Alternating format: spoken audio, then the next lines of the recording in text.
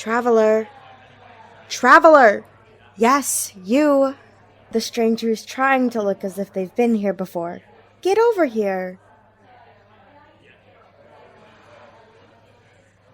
Oh, trust me, I can tell. I've been here a long time. You're looking around too much and trying too hard to look like you aren't. Trying to observe the other travelers and figure out the rules. Come sit with me. It's the only place around anyways. I'll be your guide. It's lovely in this time of year, is it not? The summers always last a little too long in the city of Samander, if you ask me. But the way the sun shines, that rusted gold color, as the shadows of the old town slowly converge together, there's nothing like it anywhere in these cities of spice and silk. And, to make it all better, there's nothing quite like sharing a drink with an interesting stranger in a little dive bar on the 33rd day of August. Would you like to be that stranger for me? Drinks are on me.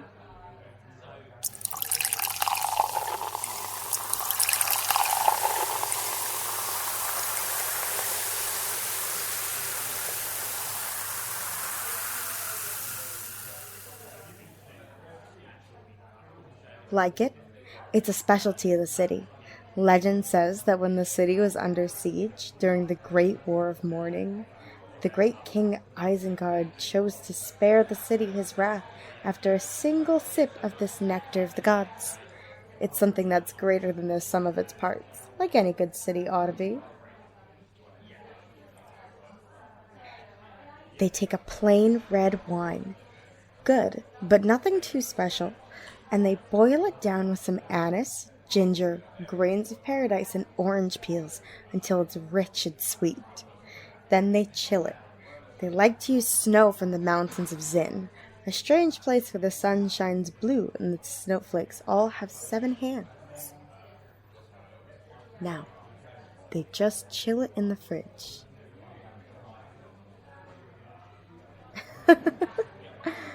May I have your name? No. What brings you to the city? You dress like a trader, but you carry yourself like a pilgrim, and you have the eyes of a lost soul. Oh, being mysterious, are we? Do I seem dangerous to you? You're smart to not tell me such things. I am simply addicted to gossip. I want to know all the little things about everyone that comes down the trade route. Oh, you see that guy right there? That handsome old man with the salt and pepper hair? He's a widower. That carpenter who just fixed that hole in the door is his son. The lady at the bar, the pretty old woman with the silver ringlets, she's a widow as well. The younger barmaid is her daughter.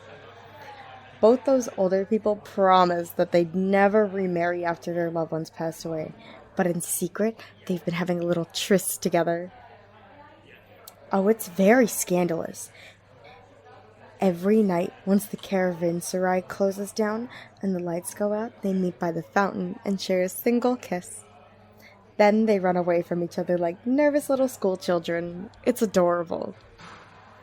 They're trying to hide it from the kids, but the kids are smarter than they let on. The whole situation is really sweet. It warms my little old brass heart. So I ask again. What brings you to town?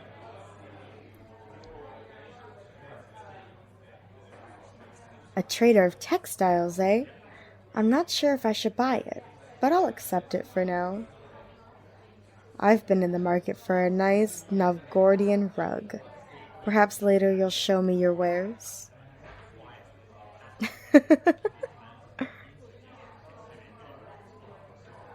As for me, I am a fortune teller.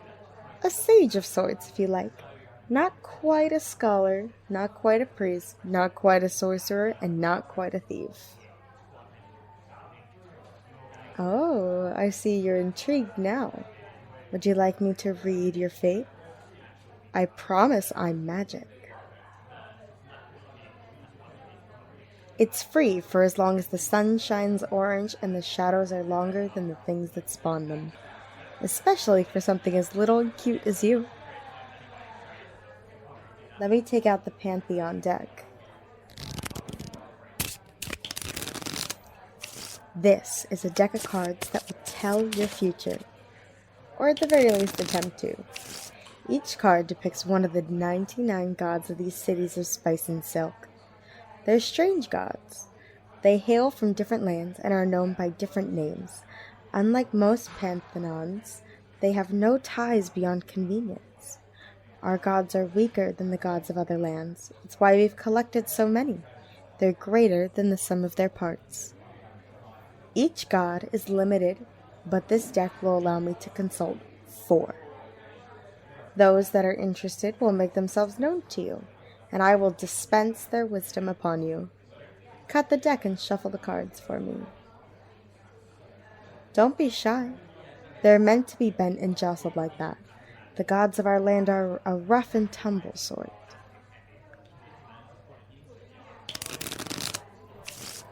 First rule of fortune telling. All that is profane is sacred, and all that is sacred is profane. Shall we begin? Your first card of 4. The Scarecrow, the god who stands alone. An odd one to be true. This god is lonely and unmatched to the others, but has been living in our lands the longest of all of them. It was first cobbled together out of sticks and stones by an ancient people who lived in the caves that form in the hills of Tishbar. They are long gone to us now, but the Scarecrow lives on. In the old days, they were worshipped by bandits and slaves. There are no slaves now, and the bandits of our time are too respected to turn to the Scarecrow. But every once in a while, someone truly desperate and truly heartbroken, somebody with nowhere else to turn, will be overtaken by madness and cobble together an effigy to the Scarecrow, and they will be remembered once again. You are seeking something, but do not know what. Not really. You cobble together a facade, but do not truly know what you're doing or why you are doing it. You're lost, and to some, it's obvious. You need help. Shh. I merely interpret the cards. If you attempt to argue with me during your reading, only misfortune will befall you. I might have to steal your soul and eat it for dessert. I've done it before. Just ask that ginger over there. He used to be blonde.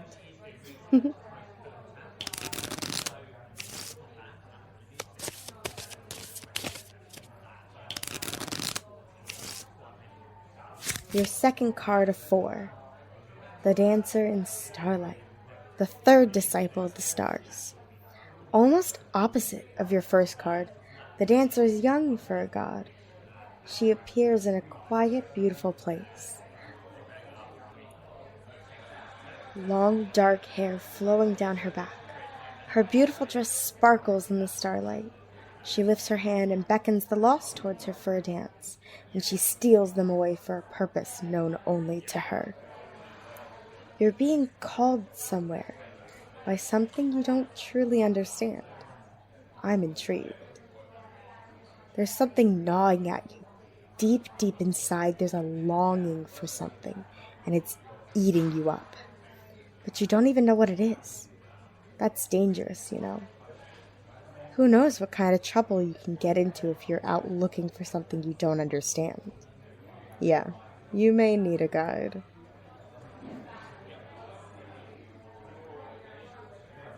You keep staring at my face. Are you truly so transfixed by my good looks? Ah, the old mark over my left eye. No, it's no mere birthmark. There is indeed a story there. Many years ago, when I was younger, I studied medicine and philosophy in the town of Scholars during the reign of the nameless queen. She was stunningly beautiful and wise beyond all knowing. She was the only mortal living or dead to master all 99 spells written in the 7 books of Circuit. Oh, if you could have seen her in her splendor, you'd have known yourself at her feet in adoration, for she was almost as a god compared to humble folks like you and I. But she had her demons, just the same as anyone else. And her most vicious demon was the demon of jealousy. She kept 9 scholars as her prisoner husbands in the city's great library palace. After I had studied there for a long time, one of them struck up something of a friendship with me.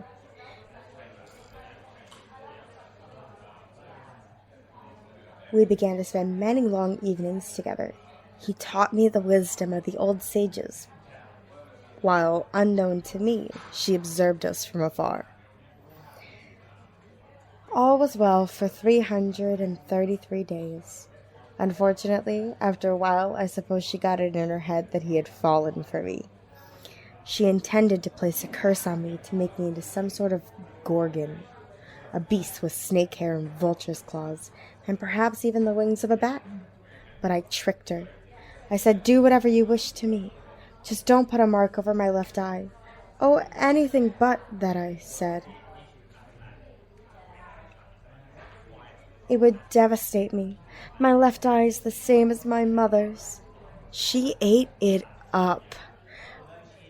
I don't know why my left eye would be any more like my mother's than my right, but she bought it. I don't even have a mother. We fortune tellers are born when a statue whose subject has been forgotten by time gets struck by lightning. She exiled me from her city and cursed my tongue so that when I spoke of her, those who heard me would think she was just a tall tale. Yeah, I see your skeptical look. It seems there's no escape from her curse, alas.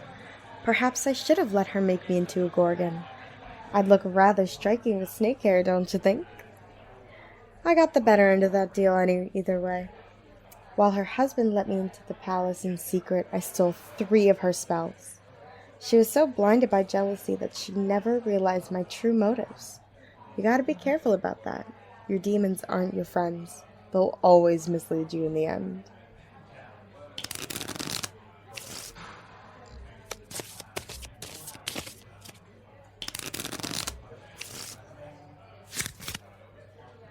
Your third card of 4. The Blind Sailor, herald of the Seekers of Fortune. His ship has red sails, and each piece was carved in a different port.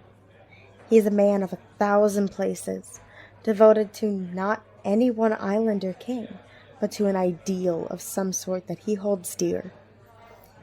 Hard work will lead to results. Knowledge is nothing without the will to apply it, and weakness may be strength in the right circumstances.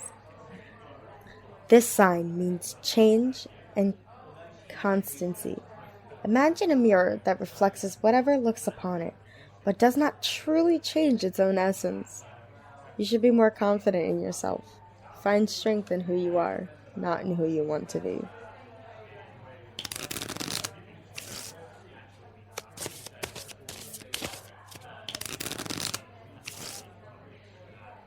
Your 4th card of 4.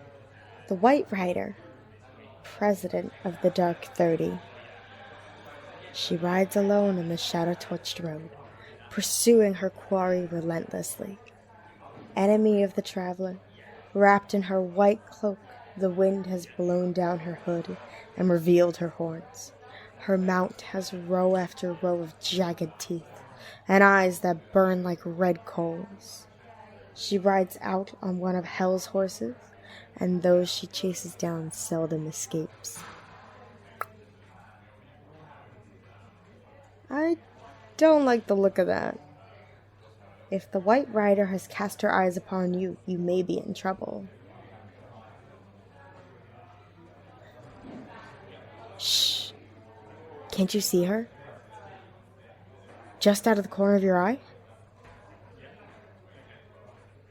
Don't look. Your one advantage is that she doesn't know you know. Stay calm. Look me in the eyes instead. There. Get closer, till our noses almost touch. That's it. Let me see those pretty little things. You're lucky you met me. I can correct this. I can save you. I can't do it for free, though. I'll need something of yours. Something special. A kiss. Oh, trust me, that is special. Very special indeed. A kiss is one of the most valuable things I can ask for. It can unite a nation or tear apart an empire. Or place you forever under my spell. Don't take it lightly. But it's your only escape. I can change your fate, but only if you kiss me. One final card can be drawn in these most desperate of circumstances. One god to intervene on your behalf. The 5th card of 4. The Fortune Teller. Exile of the Dark 30. Looks a bit like me, don't they? It's a funny coincidence. It seems they've agreed to protect you from the White Rider. I'll have to come with you on your quest now, I'm afraid. It seems that's my fate as well. I am to be your companion. You'll need to explain it to me, though. Why are you laughing? That was not an elaborate excuse to steal a kiss. I would never steal something so precious. And if I was, I could do it far more efficiently. Now, I need you to tell me everything. I'd prefer for you to do it voluntarily, but I can use my backup plan if I have to. You see, the minute you sat down, I started weaving a cute little spell on you. Oh, yeah, I'm really tricky like that. Not quite a sorcerer, not quite a thief, like I said. The nature of the spell is that I ask you a question and punctuate it with a finger snap. You will have no choice but to answer me, and answer me truthfully. I know, that's rather rude of me, but I promise it's only to keep you safe. I wasn't lying about the White Rider. She's not in the room, but she's nearby. I need to know everything. Now, tell me, what is your name? Ooh, I like it. It suits you in a weird way. What is your quest?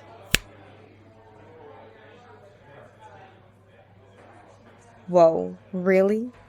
You just want to watch the sunrise in that one specific spot? That's so subtle. I was expecting something more dramatic, like you're hunting down your father's killer, or stealing the stars for the one you love. Something silly like that. No, I'm not judging. It's odd, but nonetheless, it sounds like a worthwhile journey. I don't understand it, but I'll help you get there. Pro bono. I'm really glad you came along. I was dying of boredom out here. I needed an excuse to go on a trip. I need some danger, some excitement. I'm too sexy and dangerous to just laze around at a booth all summer. You can stay with me tonight, and tomorrow we'll hit the road. I know the right way to get where you're going. No, not a shortcut. If anything, it's longer, but it's the right way. Sorry, but you have to listen to me now. Your sweet, precious little destiny lies in my capable hands. I suppose, if you insist on a different route, I could just shrink you down, place you in a bottle, and carry you on the proper path the hard way. Is that a thing I can do? Perhaps. Perhaps not. You want to risk it? I've just shown you that I'm awful tricky. Who knows what else I've got up my sleeve. Hey, what's that on your forehead? Right there. Yeah. Let me get a look. Now that's how you steal a kiss.